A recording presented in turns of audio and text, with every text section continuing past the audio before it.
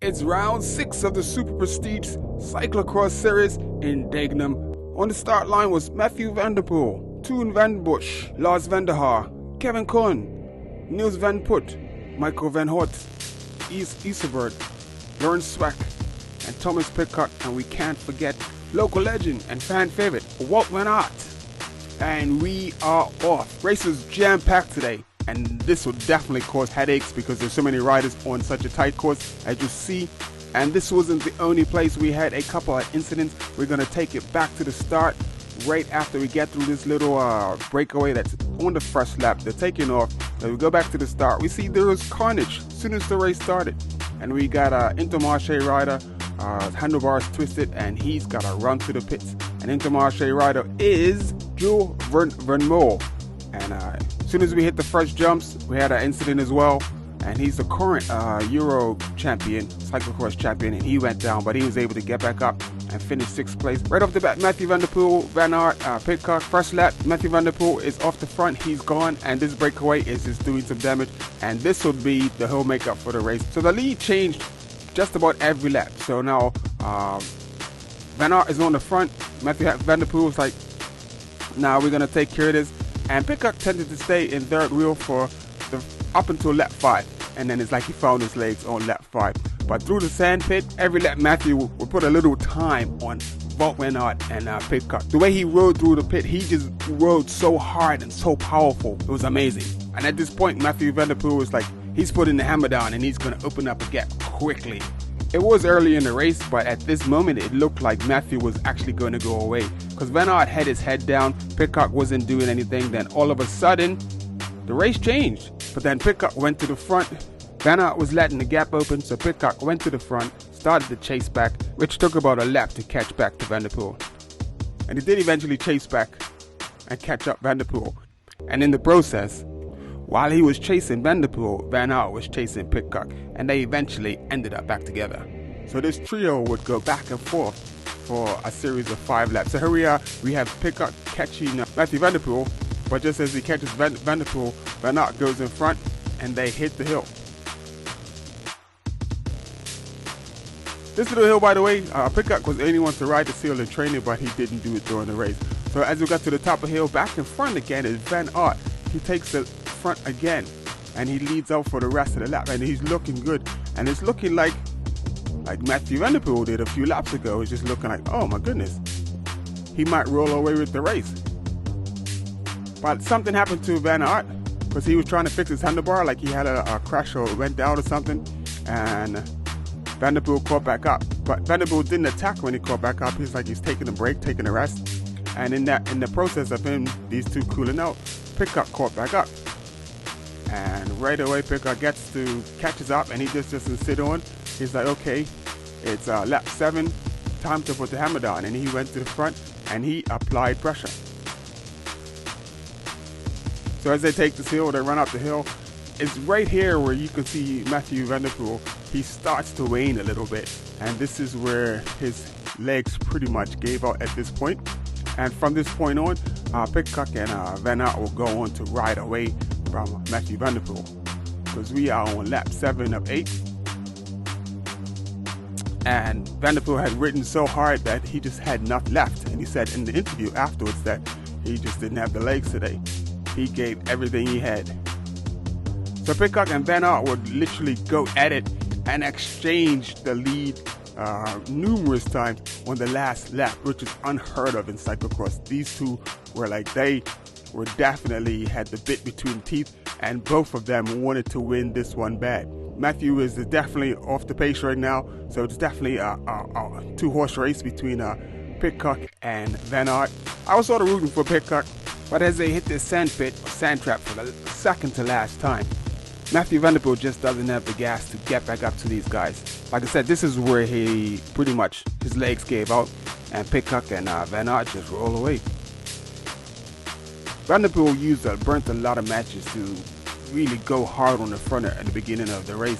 So this is the result of it. So now he's off the back, he's done, and that's the race for him, unfortunately. So Pidcock is really putting the hammer down. They got 2 laps, and Pidcock is attacking, and this is where they really get rid of Mathieu van der Poel. With Pidcock on the front, Van Aert definitely smells blood in the water and knows he needs to stay with Pidcock because Matthew is not coming back. And this is the muddy section, which I think just gave Pidcock a bit more trouble than it did Van Aert and Van der Poel. So as you can see, Van Aert was able to just ride through the mud, but Pidcock wasn't. So we have 1 lap to go, and Matthew is done. He's off the pace, legs are burnt. He gave it his all today. Hats off to Matthew.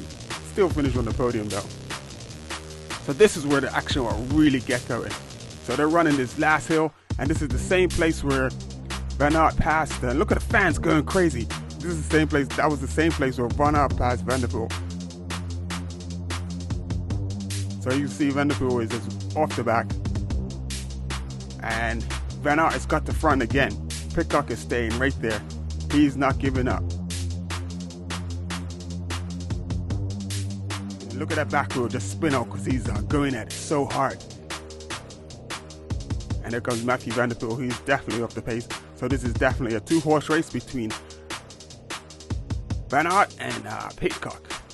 And these guys are really like, you know, they're going at it, boy. This is super, super exciting. Last time through the sandpit.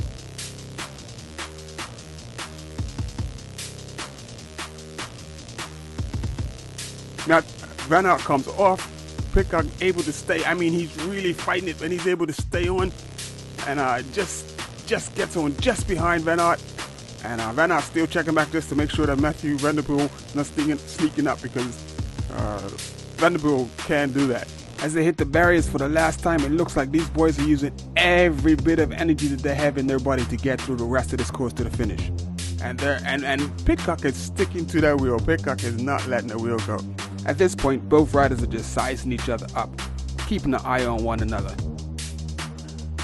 There goes Van der Poel. He's a good 10-15 seconds behind.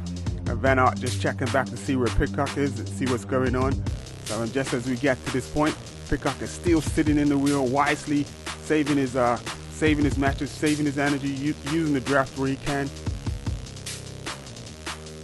Pidcock really digs deep. And it's like there's that last mud section. Whoever gets to that mud section first before the stairs has the biggest chance of winning the race. So Pidcock says, I want to be in front. So Pidcock dashes to the front. But Pidcock's foot comes out and he makes a slight mistake. And that slight mistake allows Van Aert back to the front. So Van Aert gets back to the front. He tosses the shades off. It's like, this is it. This is everything. This next move by Pidcock is sick. He went wide. He just went a little bit wide. He got a bit more speed and he was able to overtake Van Aert. And Van Aert was like, what the? You know, so, and as we're coming over this bridge, Pidcock is really digging deep. He knows he has to stay in front. And look at the technique that Pidcock uses. Is one hand on the handlebar and just like, yo, just throwing that thing around. And he's really going for it. Really, really going for it.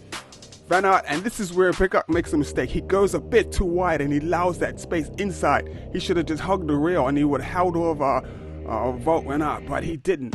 And Wout van Aert, actually, as they come around the corner, and we're coming up to that little muddy section after this little bridge. We go over the bridge, and I think that Pidcock realized this is where he messed up. So this muddy section, you have to be the first one through this muddy section. And as you can see, Van Aert gets through the muddy section and Pidcock has to come off, and just that little coming off for that second gives Van Aert enough space and breath to get away, and that was ultra. That was like an amazing finish. I mean, wow. It was just amazing. It was amazing to see. And there's Van Aert coming through the finish. Amazing, amazing victory for Van Aert. 2 in a row. He won yesterday, he won today. Pidcock finished 4th yesterday and he finished 2nd today. Well done to Pidcock. Van der Poel rose in 3rd place, and Eli Isenberg rose in 4th place. Good job. The women's race happened earlier in the day. Unfortunately, I was unable to get that footage, but Puck PTC, as you can see in the results, took the win today. That's it for today until round 7. Thanks for tuning in. Remember, hit the like button, subscribe to the channel, and don't forget to share this with a friend.